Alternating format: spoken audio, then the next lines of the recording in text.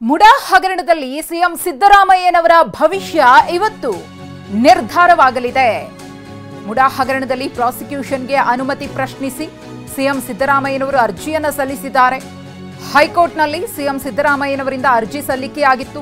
ಅದರ ವಿಚಾರಣೆ ಆರಂಭ ಆಗಿದೆ. ಸಿಎಂ ಪರವಾಗಿ ಅಭಿಷೇಕ್ ಮನು ಸಿಂಘ್ವಿ ಅವರಿಂದ ವಾದ ಮಂಡನೆ ಆರಂಭ. ಇಂದು ವಾದ ಮಂಡನೆಯನ್ನು ಮುಗಿಸಬೇಕು ಎಂದಿದ್ದಾರೆ ನ್ಯಾಯಮೂರ್ತಿಗಳಾಗಿರುವ ಎಂ ನಾಗಪ್ರಸನ್ನ ಅವರು. ಅವರಿಂದ ಖಡಕ್ ಸೂಚನೆ ಬಂದಿದೆ. ಇವತ್ತು ಈ ಒಂದು ವಿಚಾರಣೆಗೆ ಸಂಬಂಧಪಟ್ಟಂತೆ ಹೈಕೋರ್ಟ್ನಿಂದ ಏನ್ ತೀರ್ಪು ಹೊರಬೀಳುತ್ತೆ ಅನ್ನೋ ಕುತೂಹಲ ಇದೆ. ರಾಜ್ಯಪಾಲರು ಪ್ರಾಸಿಕ್ಯೂಷನ್ಗೆ ಅನುಮತಿಯನ್ನ ಕೊಟ್ಟಿದ್ದಾರಲ್ಲ, ಆ ಒಂದು ವಿಚಾರವನ್ನ ಅಥವಾ ಆದೇಶವನ್ನ ಹೈಕೋರ್ಟ್ ಎತ್ತಿ ಹಿಡಿಯುತ್ತಾ ಅಥವಾ ಪ್ರಾಸಿಕ್ಯೂಷನ್ಗೆ ಅನುಮತಿಯನ್ನ ಕೊಟ್ಟಿರೋದನ್ನ ಪ್ರಶ್ನಿಸಿ ಸಿಎಂ ಸಿದ್ದರಾಮಯ್ಯನವರು ಸಲ್ಲಿಕೆ ಮಾಡಿರುವಂತಹ ಅರ್ಜಿಯನ್ನ ಪುರಸ್ಕರಿಸಿ ಪ್ರಾಸಿಕ್ಯೂಷನ್ ಅನುಮತಿಯನ್ನ ರದ್ದುಪಡಿಸುತ್ತಾ ಅನ್ನೋ ಕುತೂಹಲವಂತೂ ಮನೆ ಮಾಡಿದೆ. ಈಗಾಗಲೇ ಸಾಕಷ್ಟು ಬಾರಿ ವಾದ ಪ್ರತಿವಾದ ನಡೆದಿದೆ. ದೂರುದಾರರ ಪರವಾಗಿಯೂ ಕೂಡ ವಾದ ಪ್ರತಿವಾದ ನಡೆದಿದೆ. ಹಾಗೆಯೇ ಸರ್ಕಾರದ ಪರವಾಗಿ ಮೊನ್ನೆಯಷ್ಟೇ ಸೆಪ್ಟೆಂಬರ್ 9ನೇ ತಾರೀಕು ಅಡ್ವೊಕೇಟ್ ಜನರಲ್ ಶಶಿಕಿರಣ್ ಶೆಟ್ಟಿ ಅವರು ಕೂಡ ವಾದವನ್ನ ಮಂಡನೆ ಮಾಡಿದ್ರು. ಸ್ನೇಹಮಯಿ ಕೃಷ್ಣ ಅವರ ಪರ ವಕೀಲ ರಾಘವನ್ ಅವರು ವಾದವನ್ನ ಮಂಡಿಸಿದ್ರು. ಸರ್ಕಾರ ಮುಡಾ ಹಗರಣ ಸಂಬಂಧ ಆಯುಕ್ತರನ್ನ ಅಮಾನತು ಮಾಡಿದೆ. ಇದು ರಾಘವನ್ ಅವರ ವಾದ ಮಂಡನೆಯ ಒಂದಷ್ಟು ಪ್ರಮುಖ ಅಂಶಗಳು. 50-50 ಅಡಿಯಲ್ಲಿ ಹಂಚಿಕೆ ಮಾಡಿದ ಕಾರಣಕ್ಕೆ ಅಮಾನತು ಮಾಡಿದೆ. ಸರ್ಕಾರದಿಂದ ಏನ್ ಲೋಪ ಆಗಿದೆ ಅನ್ನೋದನ್ನ ಪೀಠದ ಮುಂದಿಡುವಂತಹ ಕೆಲಸವನ್ನ ಮಾಡ್ತಿದ್ದಾರೆ. ಒಂದು ಬೆಳವಣಿಗೆಯನ್ನ ಕೋರ್ಟ್ ಗಮನಕ್ಕೆ ತರೋದಕ್ಕೆ ನಾನು ಬಯಸ್ತೇನೆ ಅಂತ ಹೇಳಿದ್ದಾರೆ ದೂರುದಾರರಾಗಿರುವಂತಹ ಸ್ನೇಹಮಯಿ ಕೃಷ್ಣ ಪರ ವಕೀಲ ರಾಘವನ್ ಅವರು. ಸಿಎಂ ಸಿದ್ದರಾಮಯ್ಯನವರಿಗೆ ಇದು ನಿರ್ಣಾಯಕ ದಿನ. ಯಾವ ಕಾರಣಕ್ಕೋಸ್ಕರ ಆಯುಕ್ತರನ್ನ ಅಮಾನತು ಮಾಡ್ತು, ಅದರ ಹಿಂದೆ ಏನ್ ಉದ್ದೇಶ ಇತ್ತು, ಪ್ರಕರಣವನ್ನು ಮುಚ್ಚಿ ಹಾಕುವಂತಹ ಪ್ರಯತ್ನ ಸರ್ಕಾರದಿಂದ ಆಯ್ತಾ ಅಂತ ಹೇಳಿ ಇಲ್ಲಿ ರಾಘವನ್ ಅವರು ಅನುಮಾನವನ್ನ ವ್ಯಕ್ತಪಡಿಸಿದ್ದಾರೆ. ಇವತ್ತು ಇದೆಲ್ಲದರ ಸಂಬಂಧಪಟ್ಟಂತೆ ವಾದ ಪ್ರತಿವಾದ ಕಂಪ್ಲೀಟ್ ಆಗಿ ಮುಗಿಬೇಕು ಅಂತ ಹೇಳಿ ನ್ಯಾಯಮೂರ್ತಿಗಳು ಕೂಡ ಸೂಚನೆಯನ್ನ ಕೊಟ್ಟಿದ್ದಾರೆ. ಅಂತಿಮವಾಗಿ ಇವತ್ತು ಮಹತ್ವದ ಆದೇಶ ಹೊರಬೀಳುತ್ತಾ ಕುತೂಹಲವಂತೂ ಖಂಡಿತವಾಗಿಯೂ ಇದ್ದೇ ಇದೆ. ಮುಡಾ ಹಗರಣದಲ್ಲಿ ಸಿಎಂ ಅವರಿಗೆ ರಿಲೀಫ್ ಸಿಗುತ್ತಾ, ಏನಾಗುತ್ತೆ ಅನ್ನೋ ಚರ್ಚೆ. ಟಿಜೆ ಅಬ್ರಹಾಂ ಇರಬಹುದು, ಸ್ನೇಹಮಯಿ ಕೃಷ್ಣ ಇರಬಹುದು, ಮತ್ತೊಬ್ಬ ದೂರುದಾರ ಇದ್ದಾರೆ, ಅವರ ಪರವಾಗಿಯೂ ಕೂಡ ವಾದ ಪ್ರತಿವಾದ ಎಲ್ಲವೂ ಕೂಡ ನಡೆದಿದೆ. ಹಾಗೆಯೇ ರಾಜ್ಯಪಾಲರ ಪರವಾಗಿಯೂ ಕೂಡ ತುಷಾರ್ ಮೆಹ್ತಾ ಅವರು ವಾದವನ್ನ ಮಂಡನೆ ಮಾಡಿದ್ರು. ಇನ್ನು ಸಿಎಂ ಸಿದ್ದರಾಮಯ್ಯನವರ ಪರವಾಗಿ ಹಿರಿಯ ವಕೀಲರಾಗಿರುವಂತಹ ಅಭಿಷೇಕ್ ಮನು ಸಿಂಘ್ವಿ ಅವರು ಕೂಡ ವಾದ ಮಾಡಿದ್ರು. ಇವತ್ತು ಅವರ ವಾದ ಮಂಡನೆ ಮತ್ತಷ್ಟು ಮುಂದುವರೆದಿದೆ. ಅಡ್ವೊಕೇಟ್ ಜನರಲ್ ಅವರು ಕೂಡ ಮೊನ್ನೆ ವಾದವನ್ನು ಮಂಡನೆ ಮಾಡಬೇಕಿದ್ರೆ ರಾಜ್ಯಪಾಲರಿಂದ ಏನು ಲೋಪ ಆಗಿದೆ ಅನ್ನೋದನ್ನು ನ್ಯಾಯಪೀಠದ ಮುಂದಿಡುವಂತಹ ಕೆಲಸವನ್ನು ಮಾಡಿದ್ರು. ವಿವೇಚನಾ ರಹಿತರಾಗಿ ರಾಜ್ಯಪಾಲರು ಪ್ರಾಸಿಕ್ಯೂಷನ್ಗೆ ಅನುಮತಿಯನ್ನ ಕೊಟ್ಟಿದ್ದಾರೆ ಅನ್ನೋ ಮಾತನ್ನ ಹೇಳಿದ್ರು. ಸಚಿವ ಸಂಪುಟದ ನಿರ್ಣಯವನ್ನ ರಾಜ್ಯಪಾಲರು ಪರಿಗಣಿಸಲಿಲ್ಲ ಅನ್ನೋ ವಿಚಾರ. ಸಿಎಂ ಸಿದ್ದರಾಮಯ್ಯನವರ ಭವಿಷ್ಯ ಏನಾಗುತ್ತೆ ಅನ್ನೋ ಕುತೂಹಲ ಇದೆ. ಈ ಕುತೂಹಲಕ್ಕೆ ಪ್ರಶ್ನೆಗೆ ಇವತ್ತು ತೆರೆ ಬೀಳುತ್ತೆ. ಸಿಎಂ ಪರ ವಕೀಲ ಅಭಿಷೇಕ್ ಮನು ಸಿಂಘ್ವಿ ಅವರಿಂದ ವಾದ ಮಂಡನೆ. ರಾಜ್ಯಪಾಲರು ವಿವೇಚನೆಯನ್ನ ಯಾವ ರೀತಿಯಾಗಿ ಬಳಸಿಕೊಂಡಿದ್ದಾರೆ ಅದನ್ನ ತಿಳಿಸಬೇಕಿತ್ತು. ಹೇಗೆ ಬಳಸಲಾಗಿದೆ ವಿವೇಚನೆಯನ್ನ, ತಾರತಮ್ಯ ಮಾಡಿಲ್ಲವೆಂಬುದು ಗವರ್ನರ್ ವಾದಿಸಬೇಕಿತ್ತು. ಇನ್ನೊಂದು ಪ್ರಮುಖ ಅಂಶವನ್ನ ನಾನು ಹೇಳ್ತಿದ್ದೇನೆ. ಇದು ಸಿಂಘ್ವಿ ಅವರ ವಾದ ಮಂಡನೆಯ ಅಂಶ. ರಾಜ್ಯಪಾಲರ 5-6 ಪುಟದ ಆದೇಶದಲ್ಲಿ ಬೇರೇನೂ ಹೇಳಿಲ್ಲ. ಸಂಪುಟದ ಆದೇಶ ಪಾಲಿಸಬೇಕಿಲ್ಲವೆಂದು ಹೇಳಿದ್ದಾರಷ್ಟೇ. ಗವರ್ನರ್ ವಿವೇಚನೆ ಹೇಗೆ ಬಳಸಿದೆ ಎಂಬುದನ್ನು ತಿಳಿಸಬೇಕಿತ್ತು. ಅವರು ಅದರ ಬಗ್ಗೆ ಸ್ಪಷ್ಟನೆಯನ್ನ ಕೊಡಬೇಕಿತ್ತು. ಪ್ರಾಸಿಕ್ಯೂಷನ್ಗೆ ಸಂಬಂಧಪಟ್ಟಂತೆ ತಾರತಮ್ಯ ಮಾಡಿಲ್ಲ ಎಂಬುದನ್ನು ರಾಜ್ಯಪಾಲರು ವಾದಿಸಬೇಕಿತ್ತು. ಅದನ್ನ ಮನವರಿಕೆ ಮಾಡಿಕೊಡುವಂತಹ ಕೆಲಸವನ್ನ ರಾಜ್ಯಪಾಲ ಥಾವರ್ ಚಂದ್ ಗೆಹ್ಲೋಟ್ ಅವರು ಮಾಡಬೇಕಿತ್ತು. ಅದನ್ನ ಮಾಡಿದ್ರ ಅವರು. ಇನ್ನೊಂದು ಪ್ರಮುಖ ಅಂಶವನ್ನು ಕೂಡ ನಾನು ಹೇಳ್ತಾ ಇದ್ದೇನೆ, ನ್ಯಾಯಮೂರ್ತಿಗಳ ಗಮನಕ್ಕೆ ತರ್ತಿದ್ದೇನೆ ಎಂದಂತಹ ಸಿಂಘ್ವಿ ಅವರು ರಾಜ್ಯಪಾಲರ 5-6 ಪುಟದ ಆದೇಶದಲ್ಲಿ ಬೇರೇನೂ ಹೇಳಿಲ್ಲ. ಬೇರೆ ಯಾವ ಪ್ರಮುಖ ಅಂಶಗಳನ್ನ ಕೂಡ ಅವರು ಉಲ್ಲೇಖ ಮಾಡಿಲ್ಲ. ನಾನು ಸಂಪುಟದ ಆದೇಶವನ್ನ ಪಾಲಿಸಬೇಕಿಲ್ಲವೆಂದು ಗವರ್ನರ್ ಹೇಳಿದ್ದಾರೆಯೇ ವಿನಃ ಪ್ರಾಸಿಕ್ಯೂಷನ್ಗೆ ನಾನು ಆದೇಶವನ್ನ ಕೊಡೋದಕ್ಕೆ ಏನ್ ಕಾರಣ ಅನ್ನೋದ್ರ ಬಗ್ಗೆ ಸ್ಪಷ್ಟೀಕರಣವೇ ಇಲ್ಲ. ಆದರೆ ಸಿಎಂ ಪಾತ್ರವೇನಿತ್ತೆಂದು ರಾಜ್ಯಪಾಲರು ತಿಳಿಸಿಲ್ಲ. ಹಾಗಾಗಿ ಇದು ರಾಜ್ಯಪಾಲರ ವಿವೇಚನ ರಹಿತ ನಿರ್ಧಾರ. ಯಾವುದಾದರೂ ಕಡತಕ್ಕೆ ಸಿಎಂ ಸಹಿ ಹಾಕಿದ್ದಾರೆಯೇ ಹೇಳಿಲ್ಲ. ಹೀಗಾಗಿ ರಾಜ್ಯಪಾಲರು ಸಂವಿಧಾನಕ್ಕೆ ಅಪಚಾರವನ್ನ ಮಾಡಿದ್ದಾರೆ ಅಂತ ಹೇಳಿ ಸಿಎಂ ಪರವಾಗಿ ಅಭಿಷೇಕ್ ಮನು ಸಿಂಘ್ವಿ ಅವರು ವಾದವನ್ನ ಮಂಡನೆ ಮಾಡಿದ್ದಾರೆ. ಈ ಮುಂಚೆ ತಮ್ಮ ವಾದದ ಸಂದರ್ಭದಲ್ಲಿ ಏನ್ ಅಂಶವನ್ನ ಉಲ್ಲೇಖ ಮಾಡಿದ್ರೋ ಪ್ರಮುಖವಾಗಿ ಅದೇ ವಿಚಾರವನ್ನ ಇವತ್ತು ಮರುಪ್ರಸ್ತಾಪ ಮಾಡಿದ್ದಾರೆ ಅಭಿಷೇಕ್ ಮನು ಸಿಂಘ್ವಿ ಅವರು. ಸ್ನೇಹಮಯಿ ಪರ ರಾಘವನ್ ಅವರು ಕೂಡ ವಾದವನ್ನ ಮಂಡನೆ ಮಾಡಿದ್ರು. ಅವರು ಸರ್ಕಾರದಿಂದ ಏನ್ ಲೋಪ ಆಗಿದೆ, 14 ನಿವೇಶನಗಳನ್ನು ಕೊಡಬೇಕಿದ್ರೆ ಏನ್ ತಪ್ಪಾಯ್ತು, ಅದಾದ್ಮೇಲೆ ಸರ್ಕಾರ ತೆಗೆದುಕೊಂಡಂತಹ ಕ್ರಮ ಏನು, ಇದೆಲ್ಲದರ ಬಗ್ಗೆಯೂ ಕೂಡ ರಾಘವನ್ ಅವರು ವಾದ ಮಂಡನೆ ಮಾಡಿದ್ರು. ಮತ್ತೊಂದು ಕಡೆ ಅಭಿಷೇಕ್ ಮನು ಸಿಂಘ್ವಿ ಅವರು ಸಿಎಂ ಸಿದ್ದರಾಮಯ್ಯನವರ ಪರವಾಗಿ ರಾಜ್ಯಪಾಲರು ತೆಗೆದುಕೊಂಡಂತಹ ನಿರ್ಧಾರದ ಕುರಿತು ಒಂದಷ್ಟು ವಿಚಾರಗಳನ್ನು ಪ್ರಸ್ತಾಪಿಸಿದ್ದಾರೆ. ತಾರತಮ್ಯ ಮಾಡಿದ್ದಾರೆ ಅನ್ನೋ ಆರೋಪವನ್ನು ಹಿಂದೆಯೂ ಕೂಡ ಮಾಡಿದ್ರು. ವಿವೇಚನ ರಹಿತರಾಗಿ ಪ್ರಾಸಿಕ್ಯೂಷನ್ಗೆ ಅನುಮತಿಯನ್ನ ಕೊಟ್ಟಿದ್ದಾರೆ ಅನ್ನೋದು, ಎಷ್ಟೋ ವರ್ಷಗಳ ಆ ಪ್ರಕರಣವನ್ನ ಈಗ ಎಳೆದು ತಂದಿದ್ದು ಯಾಕೆ ಅನ್ನೋ ಪ್ರಶ್ನೆ. ಹಾಗೆಯೇ ರಾಜ್ಯಪಾಲರ ಮುಂದೆ ಸಾಕಷ್ಟು ಪ್ರಕರಣಗಳಿದೆ, ಪ್ರಾಸಿಕ್ಯೂಷನ್ಗೆ ಪೆಂಡಿಂಗ್ ಇರುವಂತಹ ಪ್ರಕರಣ ಇದೆ, ಚಾರ್ಜ್ ಶೀಟ್ ಸಲ್ಲಿಕೆಯಾಗಿ ಬಾಕಿ ಇರುವಂತಹ ಪ್ರಕರಣ ಇದೆ, ಹಗರಣಗಳಿವೆ. ಅದ್ಯಾವುದರ ಬಗ್ಗೆಯೂ ಕೂಡ ಪ್ರಾಸಿಕ್ಯೂಷನ್ಗೆ ಅನುಮತಿಯನ್ನ ಕೊಡದೆ ಸಿಎಂ ಸಿದ್ದರಾಮಯ್ಯನವರ ವಿರುದ್ಧ ತರಾತುರಿಯಲ್ಲಿ ಕ್ರಮ ತೆಗೆದುಕೊಂಡಿದ್ದು ಯಾಕೆ ಅಂತ ಇನ್ನು ಮುಂದುವರೆದು ಇಲ್ಲಿ ವಾದ ಪ್ರತಿವಾದ ಆಗಿದೆ. ಗವರ್ನರ್ ಪೊಲೀಸ್ ಎಸ್ಟಾಬ್ಲಿಷ್ಮೆಂಟ್ ಕೇಸ್ ಆಧರಿಸಿದ್ದಾರೆ. ಕೆಲವೊಮ್ಮೆ ಸಿಎಂರನ್ನ ಸಚಿವ ಸಂಪುಟ ವಿರೋಧಿಸಬಹುದು. ಕಳೆದ 23 ವರ್ಷಗಳಲ್ಲಿ 23 ಅಧಿಕಾರಿಗಳು ಇದರಲ್ಲಿರಬಹುದು.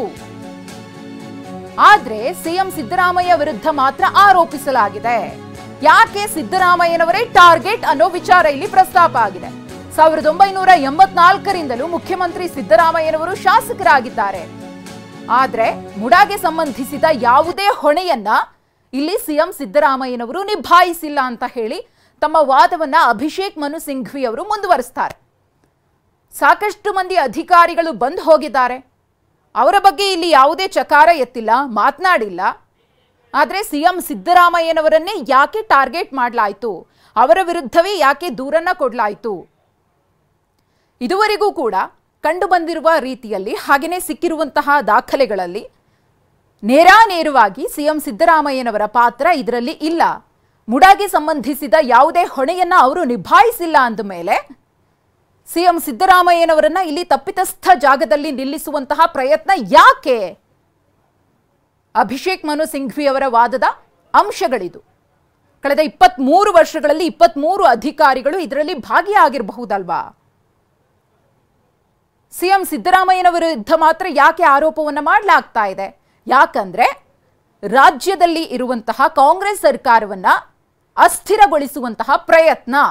ಈ ಹಿಂದೆಯೂ ಕೂಡ ವಾದದ ಸಂದರ್ಭದಲ್ಲಿ ಈ ಅಂಶವನ್ನ ಅಭಿಷೇಕ್ ಮನು ಸಿಂಘ್ವಿ ಅವರು ಉಲ್ಲೇಖ ಮಾಡಿದ್ರು. ರಾಜಕೀಯದಲ್ಲಿ ಕೆಲವೊಮ್ಮೆ ಸಿಎಂರನ್ನ ಸಚಿವ ಸಂಪುಟ ವಿರೋಧಿಸಲೂಬಹುದು, ಸಂಪುಟದಲ್ಲಿರುವಂತಹ ಸದಸ್ಯರೇ ಸಿಎಂ ವಿರುದ್ಧವಾಗಿ ನಿಂತ್ಕೊಳ್ಬಹುದು. ಅದನ್ನು ಕೂಡ ನಾವು ಲೆಕ್ಕ ಹಾಕೋಣ, ಅದನ್ನು ಕೂಡ ಗಣನೆಗೆ ತೆಗೆದುಕೊಳ್ಳೋಣ. ಆದರೆ ಇಲ್ಲಿ ಆ ರೀತಿ ಆಗಿಲ್ಲ. ಸಂಪುಟದ ಎಲ್ಲ ಸದಸ್ಯರು ಕೂಡ ಒಕ್ಕೊರಲಿನಿಂದ ನಿರ್ಣಯವನ್ನ ತೆಗೆದುಕೊಂಡು ರಾಜ್ಯಪಾಲರ ಮುಂದೆ ಇಟ್ಟಂತಹ ಸಂದರ್ಭದಲ್ಲಿ ಅದನ್ನು ಕೂಡ ಅವರು ಪರಿಗಣನೆಗೆ ತೆಗೆದುಕೊಳ್ಳಿಲ್ಲ. ಅಲ್ಲಿಗೆ ಇದೆಲ್ಲವೂ ಕೂಡ ಕಾಣದ ಕೈಗಳು ಹೇಳ್ತಾ ಇವೆ. ಅದಕ್ಕೆ ತಕ್ಕಂತೆ ರಾಜ್ಯಪಾಲರು ಕುಣಿತಿದ್ದಾರೆ, ನಡ್ಕೊಳ್ತಿದ್ದಾರೆ ಅನ್ನೋ ಆರೋಪ. ರಾಜ್ಯಪಾಲರು ಯಾಕೆ ಪ್ರಾಸಿಕ್ಯೂಷನ್ಗೆ ಅನುಮತಿಯನ್ನ ಕೊಟ್ಟೆ ಅನ್ನೋದ್ರ ಬಗ್ಗೆಯೂ ಕೂಡ ಸ್ಪಷ್ಟತೆಯನ್ನ ಕೊಟ್ಟಿಲ್ಲ. ಯಾವುದೇ ವಿಚಾರಕ್ಕೂ 2 ಆಯಾಮಗಳಿರುತ್ತೆ, 2 ಆಂಗಲ್ ಇರುತ್ತೆ. ಸಿಎಂ ಸಿದ್ದರಾಮಯ್ಯನವರ ಪರವಾಗಿ ಅಭಿಷೇಕ್ ಮನು ಸಿಂಘ್ವಿ ಅವರು ವಾದವನ್ನ ಮುಂದುವರಿಸ್ತಾರೆ. ರಾಜ್ಯಪಾಲರ ಆದೇಶದಲ್ಲಿ ಒಂದೇ ಒಂದು ಕಾರಣ ಇಲ್ಲ. ರಾಜ್ಯಪಾಲರ ಕಡತದಲ್ಲಿ ಕಾರಣಗಳಿವೆ ಎನ್ನಲಾಗ್ತಾ ಇದೆ. ಆದ್ರೆ ಏನ್ ಕಾರಣ ಇದೆ? ರಾಜ್ಯಪಾಲರು 50 ಪುಟಗಳ ಆದೇಶ ನೀಡಬೇಕೆಂದು ನಾನು ಹೇಳ್ತಾ ಇಲ್ಲ, ಪುಟಗಟ್ಲೆ ಕೊಡಿ ಅಂತ ನಾನು ಕೇಳ್ತಾ ಇಲ್ಲ. ಆದ್ರೆ ಅವರ 1000 ಪುಟಗಳ ಕಡತದಲ್ಲಿರೋದನ್ನ ಹೇಳಬೇಕಿತ್ತು. ಯಾವುದೇ ಒಂದು ವಿಚಾರ ಆಗ್ಲಿ ಅದಕ್ಕೆ 2 ಆಯಾಮಗಳಿರುತ್ತೆ, 2 ಆಂಗಲ್ಗಳಿರುತ್ತೆ. ಅದನ್ನ ಇಲ್ಲಿ ಯಾವ ರೀತಿಯಾಗಿ ರಾಜ್ಯಪಾಲರು ಬ್ಯಾಲೆನ್ಸ್ ಮಾಡಿದ್ದಾರೆ? ಒಂದೇ ಒಂದು ನಿಖರ ಕಾರಣ ಇಲ್ಲ. ಯಾರೋ ಖಾಸಗಿ ವ್ಯಕ್ತಿ ಬಂದು ದೂರನ್ನ ಕೊಡ್ತಾರೆ, ಆ ದೂರು ಕೊಟ್ಟಂತಹ 24 ಗಂಟೆಯ ಒಳಗಡೆ ಪ್ರಾಸಿಕ್ಯೂಷನ್ಗೆ ಅನುಮತಿಯನ್ನ ಕೊಡ್ತಾರೆ. ಶೋಕಾಸ್ ನೋಟಿಸ್ ಅನ್ನ ಕೊಟ್ಟು ಆ ನೋಟಿಸ್ಗೆ ಉತ್ತರವನ್ನ ಕೊಟ್ಟಿದ್ರು ಕೂಡ, ಪುಟಗಟ್ಟಲೆ ನೋಟಿಸ್ಗೆ ಉತ್ತರವನ್ನ ಕೊಟ್ಟಿದ್ವಿ, ಅದನ್ನ ಏಕಾಏಕಿ ಅವರು ರಾತ್ರೋರಾತ್ರಿ ಹೇಗೆ ಓದಿದ್ರು? ಅದೆಲ್ಲವನ್ನ ಬದಿಗಿಟ್ಟು ಅವರ ತಲೆಯಲ್ಲಿ ಇದ್ದಿದ್ದು ಒಂದೇ, ಪ್ರಾಸಿಕ್ಯೂಷನ್ಗೆ ಅನುಮತಿಯನ್ನ ಕೊಡಬೇಕು ಅನ್ನೋದು. ಹಾಗಾಗಿ ಪೂರ್ವಾಪರ ಯೋಚನೆ ಮಾಡದೆ, ಕೊಟ್ಟಂತಹ ನೋಟಿಸ್ನ ಉತ್ತರವನ್ನು ಪರಿಗಣಿಸದೆ, ದಾಖಲೆಗಳು ದೂರುದಾರರಿಂದ ಕರೆಕ್ಟಾಗಿ ಬಂದಿದ್ಯಾ ಇಲ್ವಾ ಅದ್ಯಾವುದನ್ನೂ ಕೂಡ ಲೆಕ್ಕಕ್ಕೆ ತೆಗೆದುಕೊಳ್ಳದೆ ರಾಜ್ಯಪಾಲರು ತರಾತುರಿಯಲ್ಲಿ ಸಿಎಂ ಸಿದ್ದರಾಮಯ್ಯನವರ ವಿರುದ್ಧ ಪ್ರಾಸಿಕ್ಯೂಷನ್ಗೆ ಅನುಮತಿಯನ್ನ ಕೊಟ್ಟಿದ್ದಾರೆ. ಅದಕ್ಕೆ ಸಂಬಂಧಪಟ್ಟಂತಹ ಯಾವುದೇ ನಿಖರ ಕಾರಣವೂ ಕೂಡ ಇಲ್ಲ. ಮುಡಾ ಹಗರಣದಲ್ಲಿ ಅಥವಾ ಮುಡಾ ವಿಚಾರದಲ್ಲಿ ಸಿಎಂ ಅವರು ಹೊಣೆಗಾರರೇ ಅಲ್ಲ, ಆದರೂ ಕೂಡ ಅವರನ್ನ ಹೊಣೆಗಾರರನ್ನಾಗಿಸುವಂತಹ ಕೆಲಸ ಆಗ್ತಾ ಇದೆ. ರಾಜ್ಯಪಾಲರು 50 ಪುಟಗಳ ಆದೇಶವನ್ನ ನೀಡಬೇಕು ಅಂತ ನಾನು ಹೇಳ್ತಾ ಇಲ್ಲ. ಎಷ್ಟು ಪುಟ ಕೊಡ್ತಾರೆ ಅನ್ನೋದು ಇಂಪಾರ್ಟೆಂಟ್ ಅಲ್ಲ, ಒಂದೇ ಪುಟ ಕೊಡ್ಲಿ, ಅದರಲ್ಲಿ ಒಂದು ಸ್ಪಷ್ಟವಾದ ಕಾರಣ ಇರಲಿ, ಬಲವಾದ ಕಾರಣ ಇರಲಿ, ಅದನ್ನ ನಾವು ಇಲ್ಲಿ ನಿರೀಕ್ಷೆ ಮಾಡ್ತಾ ಇದ್ದೀವಿ. ಅದರಲ್ಲಿ ರಾಜ್ಯಪಾಲರು ಎಡವಿದ್ದಾರೆ ಅಂತ ಹೇಳಿ ಸಿಎಂ ಪರವಾಗಿ ಅಭಿಷೇಕ್ ಮನು ಸಿಂಘ್ವಿ ಅವರು ವಾದವನ್ನ ಮಂಡಿಸ್ತಾ ಇದ್ದಾರೆ. ಏನೇನು ವಾದದ ಅಂಶಗಳಿದೆಯೋ ಮತ್ತೇನೆಲ್ಲ ದಾಖಲೆಗಳಿದೆಯೋ ಅದೆಲ್ಲವನ್ನ ಕೂಡ ಇವತ್ತೇ ಮುಗಿಸ್ಕೊಳ್ಬೇಕಿದೆ. ವಾದ ಮಂಡನೆಯ ಆರಂಭದಲ್ಲೇ ನ್ಯಾಯಮೂರ್ತಿಗಳು ನಾಗಪ್ರಸನ್ನ ಅವರು ಕೂಡ ಹೇಳಿದ್ದಾರೆ, ಸೂಚಿಸಿದ್ದಾರೆ, ವಾದ ಪ್ರತಿವಾದ ಏನೇ ಇದ್ರೂ ಕೂಡ ಇವತ್ತು ಕ್ಲೋಸ್ ಆಗಬೇಕು ಅಂತ ಹೇಳಿ. ಲಲಿತಾ ಕುಮಾರಿ ಕೇಸ್ಗೂ 17A ಪ್ರಕ್ರಿಯೆಗೂ ಸಂಬಂಧವಿಲ್ಲ. ಭ್ರಷ್ಟಾಚಾರ ನಿಯಂತ್ರಣ ಕಾಯ್ದೆ ತನಿಖಾಧಿಕಾರಿ ಮೊದಲು ಅಭಿಪ್ರಾಯ ರೂಢಿಸಿಕೊಳ್ಳಬೇಕು. ತನಿಖೆ ನಡೆಸುವ ಅಗತ್ಯದ ಬಗ್ಗೆ ನಿರ್ಧರಿಸಿದ ಬಳಿಕ ಅನುಮತಿ ಕೋರಿಕೆ. ಅನುಮತಿ ಕೋರಿ ಸಕ್ಷಮ ಪ್ರಾಧಿಕಾರಕ್ಕೆ ಅರ್ಜಿಯನ್ನ ಸಲ್ಲಿಸಬೇಕು. ಖಾಸಗಿ ದೂರಿಗೆ ಅವಕಾಶ ಕೊಟ್ರೆ 17A ಈ ರಕ್ಷಣೆ ಇರೋದಿಲ್ಲ. ಸಿಎಂ ಪರವಾಗಿ ಅಭಿಷೇಕ್ ಮನು ಸಿಂಘ್ವಿ ಅವರು ವಾದ ಮಂಡನೆಯನ್ನ ಮಾಡ್ತಿದ್ದಾರೆ. ರಾಜ್ಯಪಾಲರ ಪರವಾಗಿ ವಾದ ಮಂಡನೆ ಮಾಡಿದಂತಹ ವಕೀಲರ ಒಂದಷ್ಟು ಅಂಶಗಳು, ದೂರುದಾರರ ಪರವಾಗಿ ವಾದ ಮಂಡನೆಯನ್ನ ಮಾಡಿದಂತಹ ವಕೀಲರ ಅಂಶಗಳು, ಇದೆಲ್ಲವನ್ನ ಎತ್ಕೊಂಡು ತಾಳೆ ಹಾಕಿ ಯಾವ ಪ್ರಕರಣವನ್ನ ಯಾವ ಪ್ರಕರಣಕ್ಕೆ ಲಿಂಕ್ ಮಾಡ್ತಾ ಇದ್ದೀರಿ, ಒಂದಕ್ಕೊಂದಕ್ಕೂ ಸಂಬಂಧವೇ ಇಲ್ಲ, ಈ ರೀತಿಯಾಗಿ ಲೆಕ್ಕಾಚಾರವನ್ನ ಹಾಕಿ ಪ್ರಕರಣದ ದಿಕ್ಕು ತಪ್ಪಿಸುವಂತಹ ಪ್ರಯತ್ನಗಳು ಕೂಡ ಆಗ್ತಾ ಇದೆಯಾ ಅನ್ನೋ ವಿಚಾರವನ್ನ ನ್ಯಾಯಮೂರ್ತಿಗಳ ಮುಂದೆ ಪ್ರಸ್ತುತಪಡಿಸುವಂತಹ ಕೆಲಸವನ್ನ ಇಲ್ಲಿ ಅಭಿಷೇಕ್ ಮನು ಸಿಂಘ್ವಿ ಅವರು ಮಾಡ್ತಿದ್ದಾರೆ.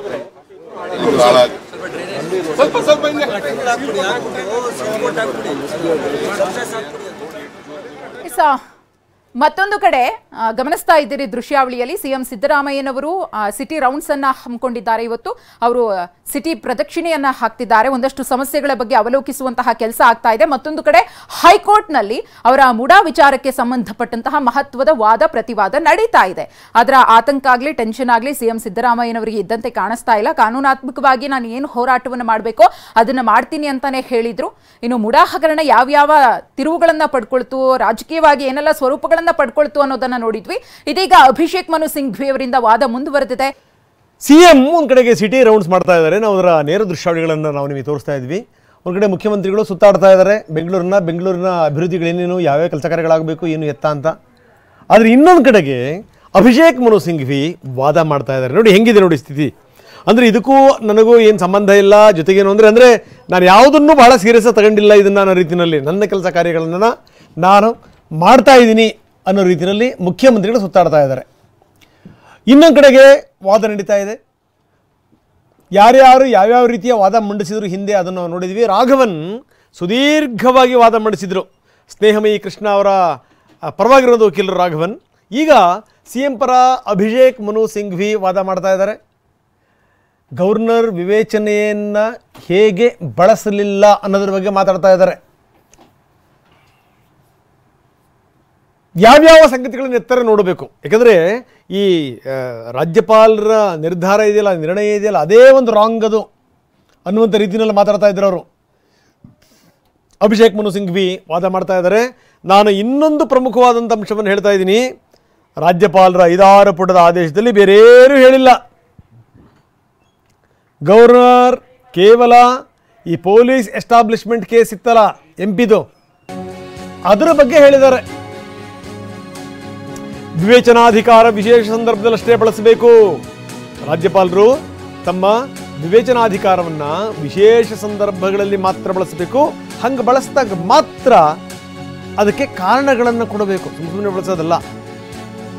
ಪರಿಶೀಲಿಸಿದ ಕಡತದ ಒಂದೇ ಪದ ಆದೇಶದಲ್ಲಿ ಉಲ್ಲೇಖ ಇಲ್ಲ. 1000 ಪುಟಗಳನ್ನು ಪರಿಶೀಲಿಸಿ ಆದೇಶ ನೀಡಿರಬಹುದು, ಪ್ರಶ್ನೆ ಬೇರೆ. ಆದರೆ ಅವರು ನೀಡಿದಂಥ ಕಾರಣ ಏನಪ್ಪ ಅಂತಂದ್ರೆ ಅದನ್ನು 1000 ಪುಟಗಳಲ್ಲಿ ಹುಡುಕಕ್ಕೆ ಸಾಧ್ಯ ಇಲ್ಲ ನಾವು ಅದನ್ನು. ಇದು CM ಪರ ಅಭಿಷೇಕ್ ಮನು ಸಿಂಘ್ವಿ ವಾದ ಮಂಡಿಸ್ತಿರುವಂಥ ರೀತಿ. ಈ CM ಪ್ರಾಸಿಕ್ಯೂಷನ್ ವಿಚಾರಕ್ಕೆ ಸಂಬಂಧಪಟ್ಟಂಗೆ ವಾದ ನಡೀತಾ ಇದೆ. ಹೈಕೋರ್ಟ್ನಲ್ಲಿ CM ಸಲ್ಲಿಸಿದ್ದಂಥ ಅರ್ಜಿ. CM ಪರವಾಗಿ ಅಭಿಷೇಕ್ ಮನು ಸಿಂಘ್ವಿ, ದಿಲ್ಲಿಯಿಂದ ಬಂದಿರುವಂಥ ಅಭಿಷೇಕ್ ಮನು ಸಿಂಘ್ವಿ ವಾದ ಮಾಡ್ತಾ ಇದ್ದಾರೆ. ಪರಿಶೀಲಿಸಿದಂಥ ಕಡತದಲ್ಲಿನ ಒಂದೇ ಒಂದು ಪದವನ್ನು ಕೂಡ ಆದೇಶದಲ್ಲಿ ಬಳಸಿಲ್ಲ. ಅವರು 1000 ಪುಟಗಳನ್ನು ಪರಿಶೀಲಿಸಿ ಆದೇಶ ಕೊಟ್ಟಿರುವುದು ಪ್ರಶ್ನೆ ಬೇರೆ. ಆದರೆ ಆದೇಶ ಕೊಟ್ಟಿರುವಂಥದ್ದಿದೆಯಲ್ಲ 1000 ಪುಟಗಳಲ್ಲಿದೆಯಾ ಅದನ್ನು ನೋಡಬೇಕು. ಅವ್ರು ನೀಡಿದಂಥ ಕಾರಣ ಇದೆಯಲ್ಲ ಅದನ್ನು 1000 ಪುಟಗಳಲ್ಲಿ ಹುಡುಕಕ್ಕೆ ಸಾಧ್ಯನಾ ಅದನ್ನು ನೋಡಬೇಕು.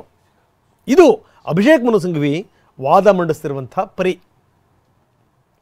ಗವರ್ನರ್ ತಮ್ಮ ವಿವೇಚನಾಧಿಕಾರವನ್ನು ವಿಶೇಷ ಸಂದರ್ಭದಲ್ಲಷ್ಟೇ ಬಳಸಬೇಕು. ಒಂದು ವೇಳೆ ಹಂಗೆ ಬಳಸಿದಾಗ ಅದಕ್ಕೆ ಕಾರಣಗಳನ್ನು ಕೊಡಬೇಕು. ಕಾರಣಗಳನ್ನು ಕೊಡದೇ ಮಾಡೋಕ್ಕಾಗಲ್ಲ. ಲಲಿತಾ ಕುಮಾರಿ ಪ್ರಕರಣಕ್ಕೂ ಸೆಕ್ಷನ್ 17A ಪ್ರಕ್ರಿಯೆಗೂ ಯಾವುದೇ ಸಂಬಂಧ ಇಲ್ಲ. ಇದು ಅಭಿಷೇಕ್ ಮನು ಸಿಂಘ್ವಿ ವಾದ ಮಾಡ್ತಿರುವಂಥ ರೀತಿ. ತನಿಖಾಧಿಕಾರಿ ಮೊದಲು ಅಭಿಪ್ರಾಯವನ್ನು ರೂಪಿಸ್ಕೊಳ್ಬೇಕು. ತನಿಖೆ ನಡೆಸುವ ಅಗತ್ಯದ ಬಗ್ಗೆ ನಿರ್ಧಾರ ಮಾಡಿದ ನಂತರ ಅನುಮತಿಯನ್ನು ಕೋರಬೇಕು. ಇದು ಅನುಮತಿ ಕೋರಿ ಸಕ್ಷಮ ಪ್ರಾಧಿಕಾರಕ್ಕೆ ಅರ್ಜಿ ಸಲ್ಲಿಸಬೇಕು. ಅಭಿಷೇಕ್ ಮನು ಸಿಂಘ್ವಿ ವಾದ ಮಾಡ್ತಿರುವಂಥ ರೀತಿ ಇದು. ಖಾಸಗಿ ದೂರಿಗೆ ಅವಕಾಶ ಕೊಟ್ಟರೆ 17A ಈ ರಕ್ಷಣೆ ಇರೋದಿಲ್ಲ. ಖಾಸಗಿ ದೂರಿಗೆ ಅವಕಾಶ ಕೊಟ್ಟರೆ 17A ರಕ್ಷಣೆ ಸಿಗಲ್ಲ ನಿಮಗೆ. ಲಲಿತಾ ಕುಮಾರಿ ಪ್ರಕರಣ ಸೆಕ್ಷನ್ 17A ಪ್ರಕ್ರಿಯೆಗೂ ಇದಕ್ಕೂ ಬಹಳ ವ್ಯತ್ಯಾಸವಿದೆ ಅಂತಾರೆ ಅಭಿಷೇಕ್ ಮನು ಸಿಂಘ್ವಿ. ಒಂದು ಬೆಳವಣಿಗೆ ನನ್ನ ಕೋರ್ಟ್ ಗಮನಕ್ಕೆ ತರಲಿಕ್ಕೆ ಬಯಸ್ತೀನಿ ಅಂಥೇಳಿ ಇವೆಲ್ಲ ಸಂಗತಿಗಳನ್ನು ಕೂಡ ಅಭಿಷೇಕ್ ಮನು ಸಿಂಘ್ವಿ ನ್ಯಾಯಾಲಯದ ಮುಂದೆ ಇಟ್ಟಿದ್ದಾರೆ. ಸರ್ಕಾರ ಮುಡಾ ಹಗರಣಕ್ಕೆ ಸಂಬಂಧಪಟ್ಟಂಗೆ ಆಯುಕ್ತರನ್ನ ವಜಾ ಮಾಡಿದೆ. ಏನೇನು ಡೆವಲಪ್ಮೆಂಟ್ಗಳಾಗಿದೆ ಅಂತ ಅದನ್ನ ಹೇಳ್ತಾ ಇದ್ದಾರೆ. ಸಚಿವ ಸಂಪುಟದ ಶಿಫಾರಸು ಪಾಲಿಸಿದ್ರೆ ಹೆಚ್ಚಿನ ವಿವರಗಳನ್ನು ಕೊಡಬೇಕಾಗುತ್ತೆ. ರಾಜ್ಯಪಾಲರ ಪಾತ್ರದ ಬಗ್ಗೆ ಡಾಕ್ಟರ್ BR ಅಂಬೇಡ್ಕರ್ ಚರ್ಚೆ ಇದೆಯಲ್ಲ ಅದಕ್ಕೆ ಸಂಬಂಧಪಟ್ಟಂಗೂ ಕೂಡ ಹೇಳಿದ್ದಾರೆ. ರಾಜ್ಯಪಾಲರಿಗೆ ಕೆಲಸವೇ ಇಲ್ಲದಕ್ಕೆ ಆ ಹುದ್ದೆಗೆ ಯಾರೂ ಕೂಡ ಅರ್ಜಿ ಸಲ್ಲಿಸುವಂತ ಅಗತ್ಯ ಇಲ್ಲ. ಹಿಂಗಿದ್ದಂಥ ಅಭಿಪ್ರಾಯ ಈಗಿನ ಪರಿಸ್ಥಿತಿನಲ್ಲಿ ಬದಲಾಗಿದೆ. ರಾಜ್ಯಪಾಲರ ಪಾತ್ರದ ಬಗ್ಗೆ ಡಾಕ್ಟರ್ BR ಅಂಬೇಡ್ಕರ್ ಚರ್ಚೆ ಅದನ್ನು ಕೂಡ ಉಲ್ಲೇಖಿಸ್ತಾರೆ. ಅಭಿಷೇಕ್ ಮನು ಸಿಂಘ್ವಿ ಏನು ಹೇಳಿದ್ದಾರೆ ಅದರಲ್ಲಿ? ಆ ಪಾಯಿಂಟ್ಗಳು ರಾಜ್ಯಪಾಲರಿಗೆ ಕೆಲಸವೇ ಇಲ್ಲದಿರೋದ್ರಿಂದ ಹುದ್ದೆಗೆ ಯಾರೂ ಕೂಡ ಅರ್ಜಿ ಸಲ್ಲಿಸಲ್ಲ. ಸಚಿವ ಸಂಪುಟದ ಶಿಫಾರಸು ಪಾಲಿಸದೇ ಇದ್ದಾಗ ಹೆಚ್ಚಿನ ಕಾರಣವನ್ನು ನೀಡಬೇಕು. ಈ ರೀತಿ ಒಂದಷ್ಟು ವಿವರಗಳನ್ನು ಅವ್ರು ಕೊಡ್ತಾ ಹೋಗ್ತಾ ಇದ್ದಾರೆ. ಆದರೆ ಇಲ್ಲಿ ಒಂದು ಸಂಗತಿನ ಹೇಳಿದ್ರು, ಮುಡಾ ಆಯುಕ್ತರನ್ನು ಈಗಾಗಲೇ ವಜಾ ಮಾಡಲಾಗಿದೆ ಅನ್ನುವಂಥ ಮಾತು. ಬಹುಶಃ ಅದು ಕೂಡ ಬರುತ್ತೆ ಮುಂದೆ.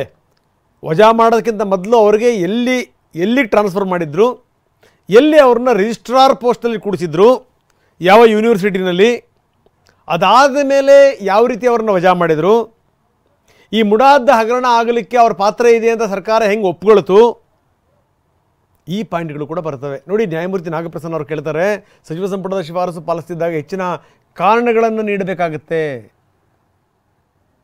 ಸಚಿವ ಸಂಪುಟದ ಶಿಫಾರಸು ಪಾಲಿಸದೇ ಇದ್ದಾಗ ಹೆಚ್ಚಿನ ಕಾರಣವನ್ನು ಕೊಡಬೇಕು. ನ್ಯಾಯಮೂರ್ತಿ ನಾಗಪ್ರಸನ್ನ ಅವರು ಹೇಳಿರುವಂಥ ಮಾತಿದು.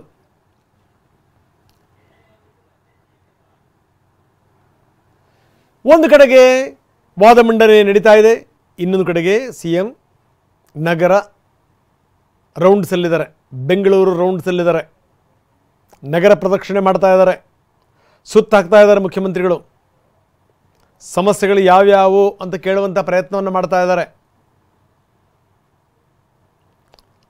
ಅಂದರೆ ಒಂದು ಕಾನೂನಿನ ಪ್ರಕ್ರಿಯೆ ಏನಾಗಬೇಕು ಅದು ಆಗ್ತಾ ಇರಲಿ, ನಾನು ನನ್ನ ಕೆಲಸ ಮಾಡ್ತೀನಿ, ಅದರ ಪರಿಣಾಮ ನನಗೇನೂ ಇಲ್ಲ ಅಂತ. ನೋಡಿ, ಮುಖ್ಯಮಂತ್ರಿಗಳು ಈ ರೀತಿ ಸುತ್ತಾಡಲಿಲ್ಲ ಅಂದಿದ್ದಿದ್ರೆ ಏನಾಗ್ತಿತ್ತು ಅಂತಂದರೆ, ಮುಖ್ಯಮಂತ್ರಿಗಳು ಬಹಳ ತಲೆ ಕೆಡಿಸ್ಕೊಂಡಿದ್ದಾರೆ, ಟೆನ್ಷನ್ನಲ್ಲಿದ್ದಾರೆ, ಎಲ್ಲ ವಿವರಗಳನ್ನು ಕಲೆ ಹಾಕ್ತಾ ಇದ್ದಾರೆ, ಇದಕ್ಕೆ ಸಂಬಂಧಪಟ್ಟಂಗೆ ವಿಪರೀತವಾದಂಥ ಚಿಂತನೆಯಲ್ಲಿ ಮುಳುಗಿದ್ದಾರೆ, ಈ ರೀತಿ ಎಲ್ಲ ಮಾತುಗಳು ಬರ್ತಾ ಇತ್ತು. ಅದಕ್ಕೆ ಅವಕಾಶವನ್ನೇ ಕೊಡೋದು ಬೇಡಪ್ಪ. ಚೆನ್ನಾಗಿದೆ, ಒಂಥರ ಈ ಮುಖ್ಯಮಂತ್ರಿಯವರ ತಂತ್ರಗಾರಿಕೆ ಕೂಡ ಚೆನ್ನಾಗಿದೆ. ಅಂದರೆ ಈ ಕೋರ್ಟ್ನಲ್ಲಿ ವಾದ ಮಂಡನೆ ಅದರ ಪಾಡಿಗೆ ಅದು ವಾದ ಮಂಡನೆ ಆಗ್ತಾ ಇರಲಿ, ನಾನು ನನ್ನ ಪಾಡಿಗೆ ನಾನು ನಗರ ಸುತ್ತೀನಿ. ಈ ಮುಖಾಂತರ ಏನು ಅಂದರೆ ಒಂದು ಸಂದೇಶ ರವಾನೆ ಆಗಬೇಕು. ಇದರ ಬಗ್ಗೆ ನಾನು ಏನೂ ಕೂಡ ತಲೆ ಕೆಡಿಸ್ಕೊಂಡಿಲ್ಲ, ಕಾನೂನಿನ ವ್ಯಾಪ್ತಿಯಲ್ಲಿ ಏನಾಗಬೇಕು ಅದು ಆಗುತ್ತೆ, ಅದಕ್ಕೋಸ್ಕರ ಏನಂದ್ರೆ ನಾನು ನನ್ನ ಪಾಡಿಗೆ ನಾನು ಕೆಲಸ ಮಾಡ್ತಾ ಇದ್ದೀನಿ ಅನ್ನುವಂಥ ಸಂದೇಶವನ್ನು ಮುಖ್ಯಮಂತ್ರಿಗಳು ಈ ಮುಖಾಂತರ ರವಾನಿಸ್ತಾ ಇದ್ದಾರೆ, ಬೆಂಗಳೂರು ರೌಂಡ್ಸ್ ಮುಖಾಂತರ.